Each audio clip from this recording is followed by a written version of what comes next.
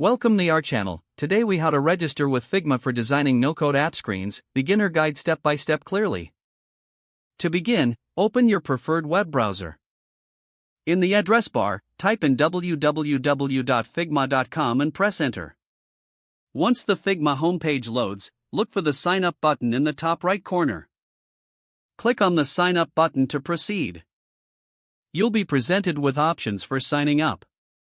You can choose to register using your email, Google account, or Apple ID. If you select the email option, enter your email address in the provided field. After entering your email, create a strong password. Confirm your password by typing it again in the designated field. Once you have filled out the form, click on the Create Account button. You may receive a verification email from Figma shortly after. Go to your email inbox and locate the verification email. Open the email and click on the verification link inside. This link will redirect you back to the Figma website.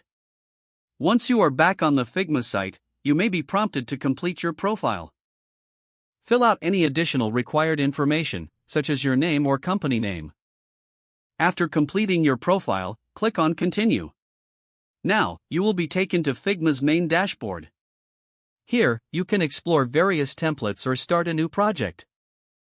To start designing, click on the New File button in the dashboard. This action will open a blank canvas where you can begin your design. Figma has a user-friendly interface and various tools available on the left side. You can use these tools to create app screens without any coding. Familiarize yourself with the interface to enhance your designing experience. You are now ready to start designing no-code app screens with Figma. If the page does not load, refresh the browser or try again in a private or incognito window. Make sure you are using the correct email address, then retype it carefully to avoid small typos. If your password is not accepted, use the reset option and create a new strong password you can remember. Check your spam folder for verification or security emails, then complete any requested confirmation steps. Don't forget to like this video and subscribe to our channel for more step-by-step tech guides.